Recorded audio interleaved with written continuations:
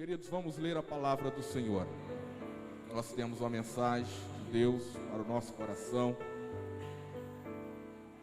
Uma mensagem que Deus colocou no nosso coração quando estávamos meditando na palavra do Senhor alguns dias atrás.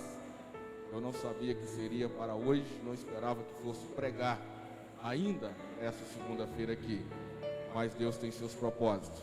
Nós vamos ler 2 Samuel, capítulo de número 23, versículos 14 até o versículo de número 17. 2 Samuel, capítulo 23, versículos de número 14 até o versículo de número 17. Se você quiser ficar de pé em reverência à palavra do Senhor, você tem liberdade. Aleluia.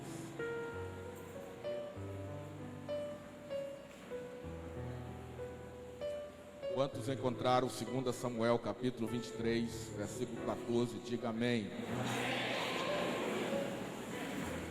Vamos ler a palavra do Senhor. Diz assim: Davi estava então num lugar forte, e a guarnição dos filisteus estava então em Belém. E teve Davi desejo e disse: quem me dera beber da água da cisterna de Belém, que está junto à porta.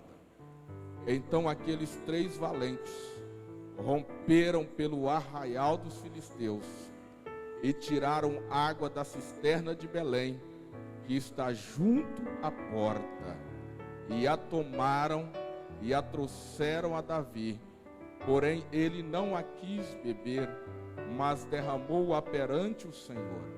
E disse: guarda-me, ó Senhor, de que tal faça? Beberia eu o sangue dos homens que foram a risco da sua vida, de maneira que não a quis beber. Isso fizeram aqueles 3 valentes. Amém? Podeis sentar, queridos, mantenha a sua Bíblia aberta neste texto bíblico. Nós queremos meditar nesta noite sobre este tema que está aqui no versículo de número 15, que diz: quem me dera beber da água da cisterna de Belém, que está junto à porta. Diga comigo: a água da cisterna de Belém. Diga outra vez: a água da cisterna de Belém. Glória a Deus. Esse texto bíblico, apesar de fazer parte de um dos últimos capítulos do livro do profeta Samuel, ele vem trazendo uma história do início do governo, do reinado de Davi. Quando Davi, ele regimentou um grupo de valentes para lhe dar sustento. Quando ainda, muitas das vezes, era perseguido por Saul, teve que se tornar fugitivo. Alguns homens se juntaram a Davi, e destes homens, cerca de 37 ou 38 homens se destacaram. Desses 38 homens, 3 se destacaram mais ainda, e eles foram os principais oficiais de Davi, eles foram os homens da confiança de Davi, eles foram os homens que estavam sempre junto de Davi. E numa certa feita, quando a cidade de Belém, a cidade que era a cidade natal, de onde Davi morou, onde Davi cresceu, onde Davi viveu com a sua família, onde Davi pastoreou o rebanho do seu pai, essa cidade, entre as várias guerras que Davi havia travado contra o principal inimigo de Israel, que eram os filisteus, mais uma vez, essa cidade é tomada, essa cidade é rodeada, essa cidade é cercada. A Bíblia diz que os filisteus se acamparam no vale de Refaim. E como Davi já havia tomado a cidade de Jerusalém, ele havia construído uma fortaleza. E ele agora estava escondido na caverna de Adulão, que era uma fortaleza onde ele se protegia, até que se montasse uma estratégia de guerra, até que se tivesse consultado a Deus e que se tivesse certeza de que o inimigo seria vencido, de que Deus havia entregado o inimigo nas mãos de Israel.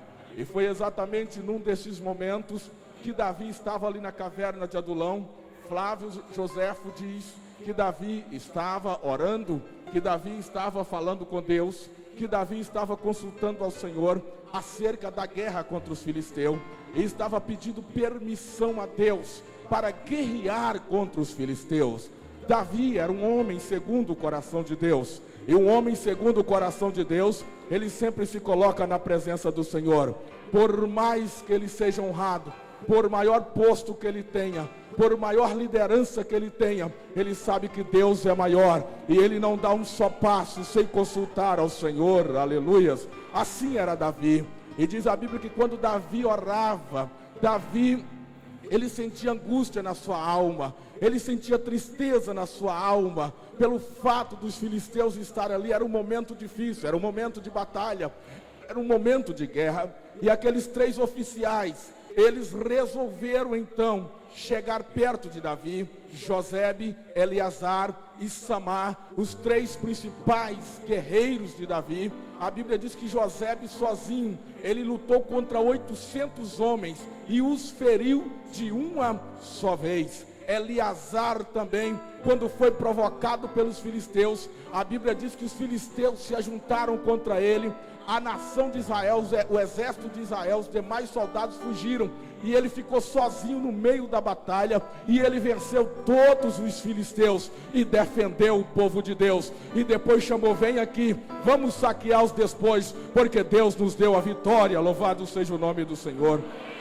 E Samar, a Bíblia diz que um dia num campo de lentilha, os filisteus também se levantaram contra ele, e ele se colocou no meio daquele campo de lentilhas e começou a lutar contra os filisteus. E a Bíblia diz que ele venceu os filisteus e os filisteus fugiu diante deles.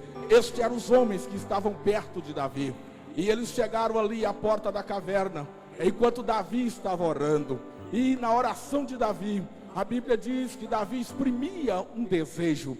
Davi dizia: quem me dera beber da água que está na cisterna, aquela cisterna que está na porta de Belém. E aqueles 3 homens ouviram Davi falar, ouviram Davi exclamar um desejo do seu coração, e eles saíram imediatamente, empunhando as suas espadas, os seus armamentos.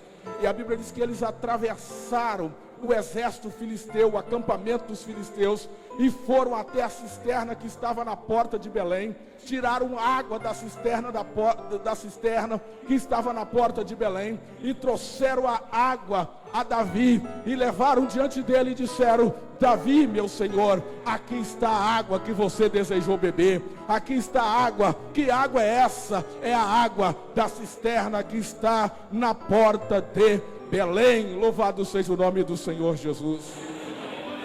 Mas Davi, que é um profundo adorador, Davi, que era um adorador por excelência, Davi, que era um homem conhecedor da grandeza de Deus, Davi, que não era um homem carnal, mas um homem espiritual, sentindo que aquela honra era demais para ele, sentindo que aquela glória era demais para ele, ele disse: porventura eu iria beber o sangue desses homens?